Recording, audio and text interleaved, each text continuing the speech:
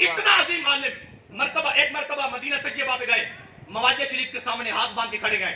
اعلیٰ حضرت جب گئے نا مواجہ شریف کے سامنے, سرکار کی جالیوں کے سامنے عرض کرتے گئے, یا رسول اللہ دیدار کرائیں, دیدار کرائیں, دیدار کرائیں. جب 3 مرتبہ کہا دیدار نہ ہوا تو اعلیٰ حضرت نے جالیوں کے سامنے کھڑے ہو کے تازہ تازہ نعت لکھی. وہ نعت کیا تھی؟ عرض کرتے گئے, وہ سوئے لالا زار پھرتے گئے, تیرے دن آئے بہار پھرتے گئے, تیرے در سے جو یار پھرتے گئے, وہ جو در بدر خار پھرتے گئے, اس گلی کا گدا ہوں میں, مانگتے جس میں تاجدار پھرتے گئے. کوئی کیوں پوچھے تجھ سے تیری بات رضا, تجھ سے کتے ہزار پھرتے گئے.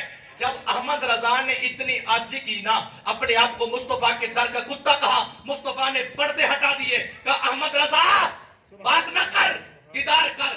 سبحان اللہ, سبحان اللہ, سبحان اللہ. کہا احمد رضا بات نہ کر, دیدار کر. وہ آدمی قد کاٹ دیکھیں, اتنا بڑا عالم اور میرے آقا کتنے نزدیک.